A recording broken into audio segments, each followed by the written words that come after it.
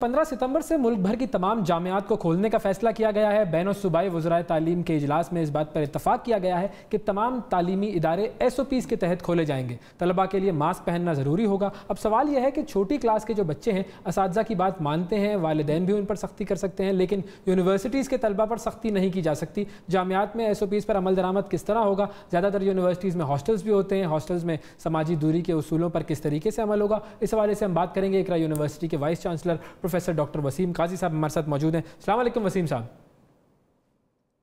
वालेकुम अस्सलाम।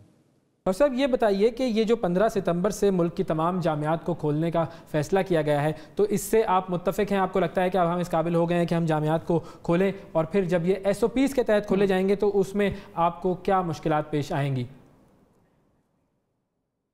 देखिए, बहुत सारे चैलेंजेस का सामना करना पड़ेगा। हमारे अपने इंफ्रास्ट्रक्चरल कंस्ट्रेंट्स हैं, जिसकी वजह से सोशल डिस्टेंसिंग एक बहुत बड़ा चैलेंज होगा। फिर दूसरी बात है कि बहुत अरसे बाद ये सारे के सारे तलबा अपनी जामियात में वापस जा रहे होंगे, अपने दोस्तों से मिल रहे होंगे, तो जो नेचर होती है तलबा की वो हमेशा प्रॉक्सिमिटी के अंदर और फ्रेंडली इन्वायरमेंट और एक्साइटमेंट के अंदर जो है वो सोशल डिस्टेंसिंग को ओवर रूल कर देती है या समझे निगलेक्ट कर देती है। तो हमें जो सबसे बड़ा चैलेंज होगा, जिसकी तरफ अभी आपने निशानदेही कही, वो तलबा का ताउन का होगा कि तलबा किस हद तक ताउन कर रहे हैं, तलबा किस हद तक कोऑपरेट कर रहे हैं और कॉन्शियस हैं सोशल डिस्टेंसिंग के ऊपर। दूसरा बड़ा चैलेंज, जैसे मैंने आपको बताया, कि इंफ्रास्ट्रक्चरल कंस्ट्रेंट का होगा कि बेशतर जामियात के इंफ्रास्ट्रक्चर इस तरह से ह्यूज नहीं हैं जो सोशल डिस्टेंसिंग को मेंटेन कर सकें। तीसरा बड़ा जो इशू होगा वो कॉस्ट इम्प्लिकेशंस भी हर एक चीज़ की होती है कि जब आप सोशल डिस्टेंसिंग करेंगे तो आपका क्लास साइज़ भी बहुत ही स्मॉल हो जाएगा, और जब क्लास साइज़ स्मॉल होगा तो इसका मतलब यह है कि आपका कॉस्ट जो है वो बढ़ जाएगी, पर स्टूडेंट कॉस्ट बढ़ जाएगी और पर क्लासरूम कॉस्ट बढ़ जाएगी। और इसके अलावा जो सबसे बड़ा मसला होगा, जी अच्छा ये बताइएगा। जी मसला बताइए। जी, तो तीसरा बड़ा मसला जो है वो बच्चे जो हैं पिछले 6 महीने से क्लासरूम से बाहर हैं। अब उनको क्लासरूम में दोबारा लाने के लिए मुख्तलिफ़ किस्म की साइकोलॉजिकल काउंसलिंग ट्रीटमेंट की ज़रूरत पड़ेगी।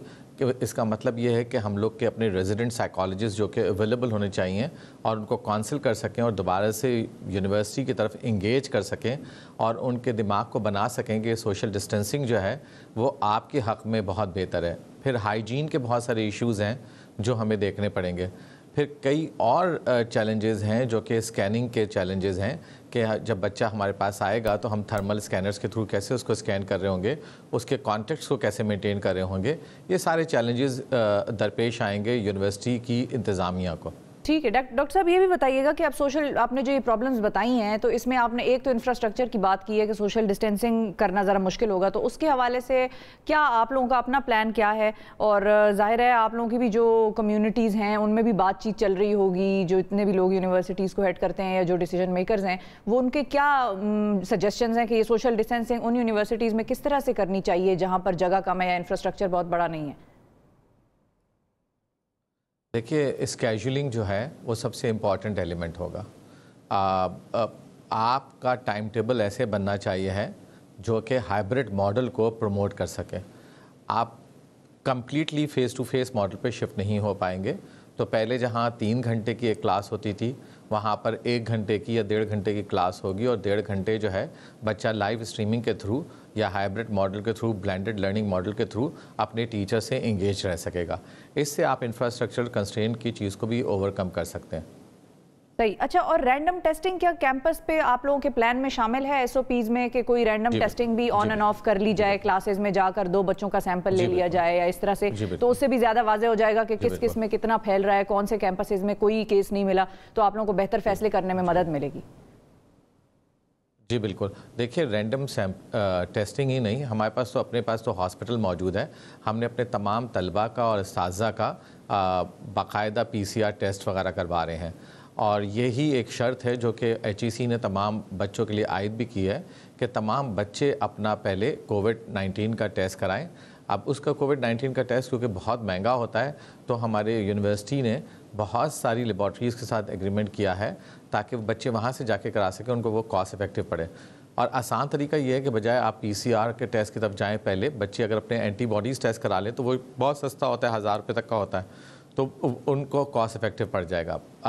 کاسٹ کی بات آپ نے کی، ظاہر ہے اسٹاف کا ٹیسٹنگ جو ہے وہ تو 6-6 ہزار روپے کے ٹیسٹ ہو رہے ہیں، تو ظاہر ہے یہ تو ایک مشکل مرحلہ ہوگا ان اسٹوڈنٹس کے لیے جو کہ افورڈ نہیں کر سکتے. جو افورڈ بھی کر سکتے ہیں وہ بھی ایک دفعہ کروا لیں گے، کوئی ہر ہفتے یا ہر مہینے تو وہ نہیں کروا سکتے. تو اصل ذمہ داری تو پھر ان اداروں پر ہی عائد ہوتی ہے کہ وہ کیسے SOPs کو امپلیمنٹ کرتے ہیں، ورنہ ایک دفعہ ٹیسٹ کرانے سے کیا ہو جائے گا. اور رینڈم ٹیسٹنگ اگر آپ کریں گے تو وہ 1-2 لوگوں کی کریں گے. اگر آپ اس طرح آرڈر کر دیں گے کہ ساری جماعت اور سارے ٹیچرز ٹیسٹنگ کرائیں تو وہ تو پھر 40 بچے ایک کلاس میں، وہ سب پہ پھر پڑ جائے گی. تو یہ اس لیے زیادہ آپ کو بہتر نہیں لگتا کہ رینڈم ٹیسٹنگ ہونی چاہیے یونیورسٹی کیمپس کے اندر؟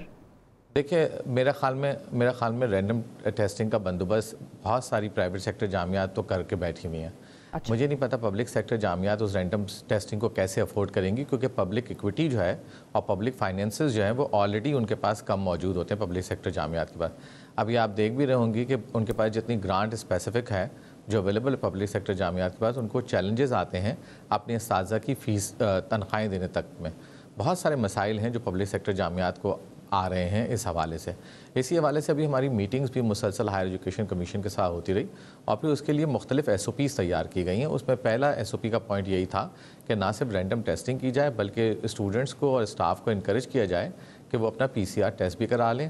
اور پھر یونیورسٹی کے اندر جو کیمرے انسٹال ہوئے میں ہیں، ہماری جیسے یونیورسٹی میں ہوئے میں ہیں، تو ہم باقاعدہ ان کے کانٹیکٹ پوائنٹ پہ نظر رکھیں. جسٹ ان کیس اگر کسی ایک بچے کو ہو گیا ہے تو ہمارے پاس ان کی کانٹیکٹ لسٹ موجود ہو کہ اس دن وہ بچہ یا پچھلے 4 دن میں وہ بچہ کن لوگوں سے ملا ہے، تاکہ ہم حفظ ما تقدم کے تحت ان لوگوں کے لیے بھی رینڈم سیمپلنگ کر سکیں.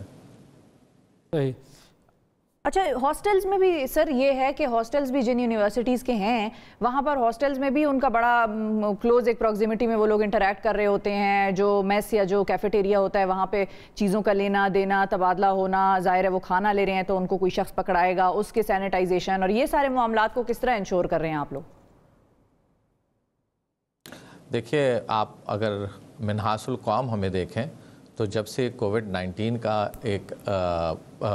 ایک ازمپشن آئی ہے کہ بہت ہی کم ہمارے اندر رہ گیا ہے، تو اپنے آس پاس اگر آپ دیکھیں تو سوشل ڈسٹینسنگ کا کانسیپٹ آلموسٹ ہم سب لوگوں نے گیو اپ بھی کر دیا. یعنی آپ ریسٹورنٹ میں جائیں بہت پراکسیمیٹی نظر آتی ہے، آپ پارک میں جائیں بہت پراکسیمیٹی نظر آتی ہے. تو یہ اتنا بڑا چیلنج بنے گا جب بچے جامعات میں آئیں گے، اور اس کے اندر ہم نے اپنے اساتذہ کو ایک بہت ہی امپورٹنٹ رول پلے کرنا پڑے گا ہمارے اساتذہ کو. اور وہ اساتذہ ہی کے تھرو بچے جو ہیں وہ مینیج ہوں گے اپنی سوشل ڈسٹینسنگ کے تھرو. ہم نے کوریڈور کے اندر اپنے سیکیورٹی گارڈز کو رکھا ہوا ہے کہ وہ ڈسٹینسنگ کو انشور کرائیں، لیکن بغیر طلبہ کے کوآپریشن کے نہیں ہو سکتا. جہاں تک رہا ہاسٹل کا سوال، جی جہاں تک رہا ہاسٹل کا سوال جو ہے یہ پھر ایک بہت بڑا مسئلہ ہے جس کے اوپر جن جامعات کے پاس ہاسٹل ہے، میرے خیال میں وہ بھی ہاسٹل میں رہائش بچوں کو دے نہیں رہے ہیں. اور اگر وہ فرض کیجئے ان جامعات کے اندر ہاسٹل کی کیپیسٹی 200 بچوں کی تھی تو اب وہ 100 بچوں کو دے رہے ہیں، 50% کو نہیں دے رہے ہیں. اس کی بھی پرائیورٹیز انہوں نے طے کی ہوئی ہیں. بچوں کی مشکل میں اضافہ ہو جائے گا جو دور دراز کے علاقوں سے آئے ہیں، اگر ہاسٹل میں ان کو کمرے نہیں ملیں گے. لیکن واقعی یہ بات بھی ہے، یہ بڑا ایک کریٹیکل پوائنٹ ہے جہاں پر سوچنے کی ضرورت ہے کہ ہاسٹل میں ایک کمرے میں ظاہر ہے 3 اسٹوڈنٹ ساتھ رہتے ہیں تو یہ سوشل ڈسٹینسنگ وہاں پر مینٹین نہیں ہو سکتی. یہ بھی ایک پرابلم ہے. لیکن پھر ان بچوں کا قصور بھی کوئی نہیں ہے جن کی کلاسز ہو رہی ہوں گی اور اٹینڈنس لگ رہی ہے اور ان کو آپ لوگوں نے بلا لیا، کسی بھی یونیورسٹی نے بلا لیا کہ واپس آئیں. تو یہ ایک چیلنج ضرور ہوگا. بہت شکریہ ادا کریں گے ڈاکٹر صاحب، آپ نے وقت نکالا اور SOPs کے حوالے سے آگاہ کیا.